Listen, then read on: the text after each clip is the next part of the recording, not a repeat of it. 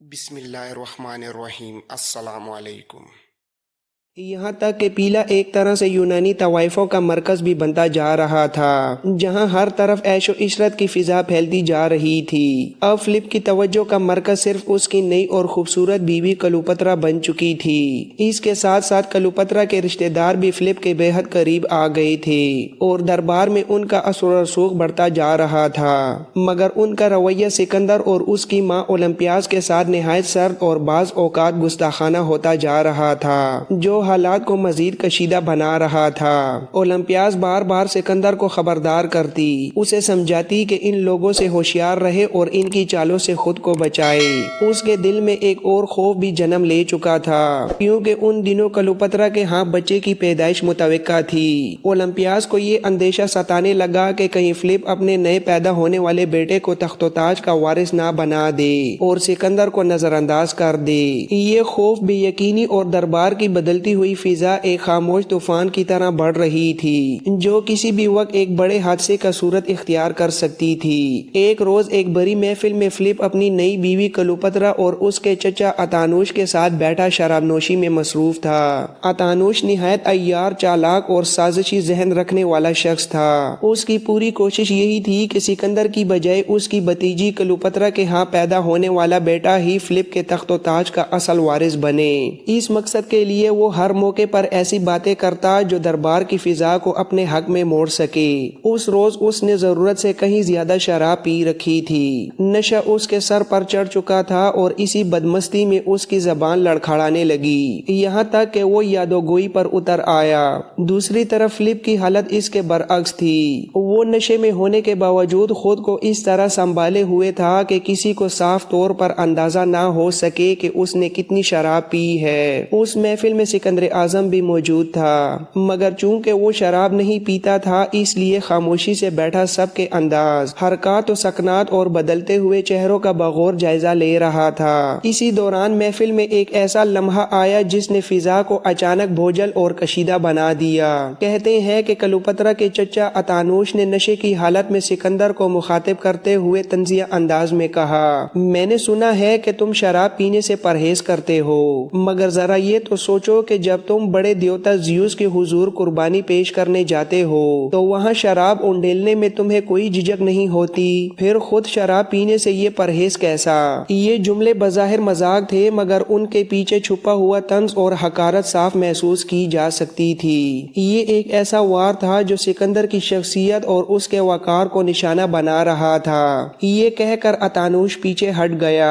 اس وقت سورج غروب ہونے کے قریب تھا اور محفل کی فضا پر ایک عجیب سا سناٹا چھانے لگا تھا۔ پھر وہ لڑکھڑاتے قدموں سے واپس فلپ اور اپنی بھتیجی کلوپترا کے قریب آیا۔ شراب سے لبریز ایک اور ساغر بلند اٹھا کر اپنی بھتیجی اور مقدونیہ کی نئی ملکہ کلوپترا کی طرف دیکھ کر بولا، کاش تمہارے ہاں فلپ کے لیے ایک ایسا بیٹا پیدا ہو جو اس کے تخت و تاج کا حقیقی اور جائز وارث بنے۔ یہ الفاظ گویا آگ کا شعلہ تھے جنہوں نے محفل کی خاموش فضا میں ایک خطرناک چنگاری بھڑکا دی تھی، ایک ایسی چنگاری جو باپ اور بیٹے کے درمیان فاصلے کو مزید گہرا کرنے والی تھی۔ اس لمحے محفل میں ایک عجیب سی خاموشی چھا گئی تھی، مگر سکندر اعظم کے اندر غصے کا طوفان بھڑک اٹھا تھا۔ اس کے سامنے بیٹھے ہوئے شراب نوش لوگوں میں سے اس نے ایک شخص کا پیالہ جھپٹ کر اٹھایا اور پوری قوت کے ساتھ شراب سے بھرا وہ ساغر اتانوش کے منہ پر دے مارا۔ یہ حملہ اچانک اور شدید تھا جس نے محفل کی فضا کو یکسر بدل کر رکھ دیا۔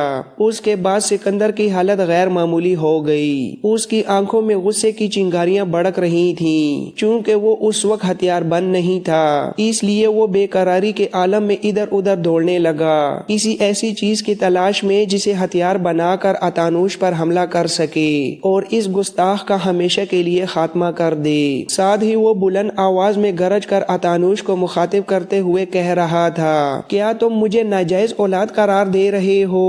جب اسے وہاں کوئی ہتھیار نہ ملا تو اس کا غصہ اور بھی بڑھ گیا۔ وہ یکایک میز پر چڑھ گیا اور اتانوش پر جپٹنے کے لیے آگے بڑھا۔ اسی لمحے فلپ اور اس کے محافظ بھی تیزی سے آگے بڑھے۔ فلپ نے اپنے ایک محافظ سے تلوار چھین لی اور اسے آگے کرتے ہوئے اپنے بیٹے کا راستہ روک لیا تاکہ وہ کوئی انتہائی قدم نہ اٹھا بیٹھے، لیکن فلپ خود بھی اس وقت نشے میں چور تھا۔ اس نے حد سے زیادہ شراب پی رکھی تھی اور جب وہ لڑکھڑاتے قدموں کے ساتھ سکندر کو روکنے کے لیے آگے بڑھا تو محفل میں ایک ہنگامہ اور افراتفری پھیل گئی۔ اسی افراتفری کے عالم میں فلپ کا توازن بگڑ گیا اور وہ مدہوشی کی حالت میں زمین پر گر پڑا۔ یہ منظر اتنا اچانک اور حیران کن تھا کہ لمحے بھر کے لیے سب ساکت رہ گئے۔ اس موقع پر سکندر چند لمحوں تک شدید غصے کی حالت میں اپنے باپ کی طرف دیکھتا رہا۔ اس کی آنکھوں میں غصہ، دکھ اور حقارت ایک ساتھ جھلک رہے تھے، اور پھر وہ پلٹا اور تیز قدموں سے کمرے سے باہر نکل گیا۔ دروازے پر پہنچ کر اس نے رک کر وہاں موجود تمام لوگوں کی طرف دیکھا اور ایک بلند اور گونجتی ہوئی آواز میں کہا، تم لوگ یہ امید لگائے بیٹھے ہو کہ یہ شخص میرا باپ تمہارا قائد بن کر ایشیا کو فتح کرے گا؟ جو شخص اپنی جگہ سے اٹھ کر ایک نشست سے دوسری نشست تک نہیں جا سکتا، وہ ایشیا کو کیا فتح کرے گا؟ اس کے یہ الفاظ بجلی کی کڑک کی طرح فضا میں گونج اٹھے، اور اس لمحے باپ اور بیٹے کے درمیان فاصلہ صرف چند قدموں کا نہیں بلکہ ایک گہری خلیج میں بدل چکا تھا۔ سکندر اعظم کے منہ سے یہ سخت اور گرجتے ہوئے الفاظ سن کر وہاں موجود تمام لوگ حیرت زدہ رہ گئے۔ محفل پر ایک گہرا سناٹا چھا گیا۔ اسی دوران اس کا باپ فلپ آہستہ آہستہ سنبھل کر اٹھنے کی کوشش کر رہا تھا، لیکن سکندر غصے اور غضب کی حالت میں پاؤں پٹکتا ہوا وہاں سے نکل گیا، جیسے اس کے اندر کا طوفان کسی طور تھمنے کو تیار نہ ہو۔ غصے سے بھرپور حالت میں وہ سیدھا اپنی ماں اولمپیاس کے پاس پہنچا اور سارا واقعہ اسے سنا ڈالا۔ اولمپیاس اس وقت قبرستان کے قریب واقع اپنے سنسان مکان میں بیٹھی خاموشی سے چرخہ کاٹ رہی تھی۔ اس کی آنکھوں میں پہلے ہی زمانے کی بے وفائی کا دکھ تھا، اور اب بیٹے کی باتیں سن کر اس کے چہرے پر مزید گہری سنجیدگی چھا گئی۔ اس واقعے کے بعد سکندر نے ایک اہم فیصلہ کیا۔ اس نے اپنی ماں کو اس ویران مکان سے نکال کر دوبارہ خاندانی رہائش گاہ میں منتقل کر دیا تاکہ وہ اس تنہائی اور محرومی سے باہر آ سکے۔ یہ سب کرنے کے بعد جب سکندر واپس اس مقام پر گیا جہاں اس کا باپ موجود تھا، وہ سب دیکھ کر حیران رہ گیا۔ فلپ نے اسے نہایت محبت، شفقت اور خلوص کے ساتھ گلے لگایا جیسے کچھ ہوا ہی نہ ہو۔ اس کے رویے میں نہ کوئی غصہ تھا اور نہ ہی شکایت، بلکہ ایک باپ کی وہی پرانی محبت جھلک رہی تھی۔ فلپ کے اس غیر متوقع اور نرم رویے نے سکندر کے دل میں اٹھنے والے کئی خدشات کو وقتی طور پر ختم کر دیا، اور دونوں کے درمیان ایک بار پھر بظاہر سکون کی فضا قائم ہو گئی۔ اس واقعے کے کچھ عرصے بعد فلپ اپنی بیٹی کی شادی کی تیاریوں میں مصروف ہو گیا۔ یہ بیٹی سکندر سے بڑی تھی جو سکندر کی سوتیلی ماں سے تھی۔ دراصل فلپ چاہتا تھا کہ ایشیا پر اپنی متوقع یلغار سے پہلے وہ اپنی بیٹی کی شادی کا اہم فریضہ ادا کر لے۔ سکندر نے بھی اس شادی میں بڑھ چڑھ کر حصہ لیا۔ شاہی محل میں لوگوں کا ایک بہت بڑا ہجوم جمع تھا جو اس خوشی کے موقع پر شریک تھا۔ جب فلپ شادی کی تقریب میں شرکت کے لیے عظیم الشان ہال کی طرف بڑھا تو اس کی آمد کے اعلان کے لیے باجے اور شہنائیاں گونج اٹھیں۔ فضا خوشیوں، روشنیوں اور مسرت سے لبریز تھی۔ اپنی بیٹی کی شادی کے اس موقع پر فلپ بے حد خوش اور مطمئن دکھائی دے رہا تھا، جیسے اس نے اپنی زندگی کا ایک بڑا مقصد پورا کر لیا ہو۔ مگر اسی خوشی کے عالم میں اچانک ایک ہولناک واقعہ پیش آیا۔ جو ہی فلپ اس بڑے ہال میں داخل ہونے لگا، پیچھے سے ایک ننگے سر والا شخص چیختا ہوا اس کی طرف لپکا اور پش میں ایک چوڑا خنجر پوری قوت سے کھوم دیا۔ فلپ یکایک لڑکھڑایا اور گھٹنوں کے بل گر پڑا۔ اس سے پہلے کہ کوئی کچھ سمجھ پاتا، حملہ اتنا اچانک اور شدید تھا کہ ہر طرف چیخ و پکار مچ گئی۔ فلپ وہیں زمین پر گر گیا اور چند ہی لمحوں میں اس کی سانسیں ہمیشہ کے لیے تھم گئیں۔ یہ ایک ایسا لمحہ تھا جس نے نہ صرف ایک باپ کی زندگی کا خاتمہ کیا بلکہ تاریخ کا رخ بھی ہمیشہ کے لیے بدل دیا۔ فلپ کے قتل سے مقدونیہ میں شدید افراتفری پھیل گئی۔ اس کی وجہ یہ تھی کہ فلپ ہی مقدونوی قبائل کے دل و دماغ پر راج کرتا تھا۔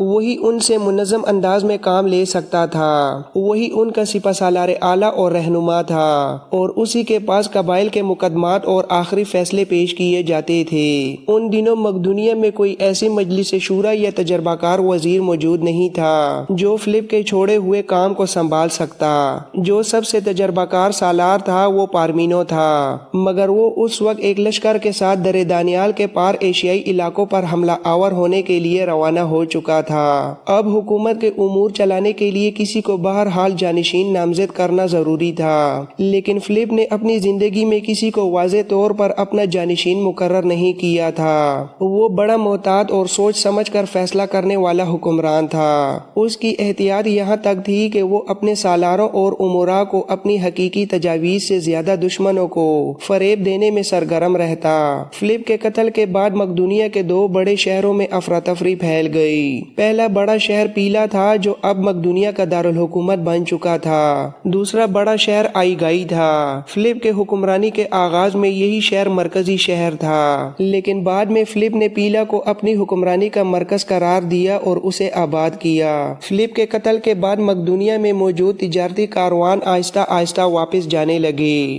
بڑے تاجر اپنا سامان سمیٹ کر شہر سے روانہ ہوئے۔ اس دوران مقدونیہ میں موجود دشمنوں کے جاسوس اپنے اپنے مراکز میں فلپ کی موت کی خبریں بھیجنا شروع کر چکے تھے تاکہ اس ملک میں افراتفری اور خوف کے ماحول سے فائدہ اٹھا سکیں۔ یہ لمحہ مقدونیہ کی تاریخ میں ایک نہایت نازک اور فیصلہ کن مرحلہ تھا، جہاں اقتدار کا خالی پن اور باپ کے بعد بیٹے کے لیے پیدا ہونے والا خلا مستقبل کے عظیم فاتح کی کہانی کا آغاز بننے والا تھا۔ فلپ کے قتل کے چند روز بعد مقدونیہ کے مرکزی شہر پیلا میں شاہی خاندان کے بڑے بڑے افراد جمع ہو گئے۔ مختلف قبائل کے رئیس اور لشکری سپہ سالار بھی مدعو کیے گئے تھے، کیونکہ مقدونیہ میں قدیم قبائلی روایت یہ تھی کہ اہم واقعات، مسائل اور خاص طور پر قتل جیسے سنگین معاملات سب مل کر غور و مشورے کے بعد طے کرتے۔ فلپ کے قتل کے مسئلے کو حل کرنے کے لیے جب تمام لوگ جمع ہوئے تو اجلاس کی صدارت کے فرائض مقدونیہ کے دو اہم اشخاص اینٹی پیٹر اور اینٹی کونس کے سپرد کیے گئے۔ جب مجلس نے تحقیق شروع کی تو معلوم ہوا کہ فلپ کا قاتل، جس کا نام باسدیاس تھا، وہ مقدونیہ کا رہائشی تھا۔ جب باسدیاس نے فلپ پر حملہ کر کے اسے قتل کیا تھا تو وہاں موجود لوگوں نے اس پر بھی حملہ کر کے اسے مار دیا تھا۔ قاتل کے فوراً مارے جانے کی وجہ سے تحقیقات کو آگے بڑھانا ممکن نہیں تھا۔ تحقیقات سے مزید یہ بات سامنے آئی کہ فلپ کی نئی ملکہ کلوپترا کے چچا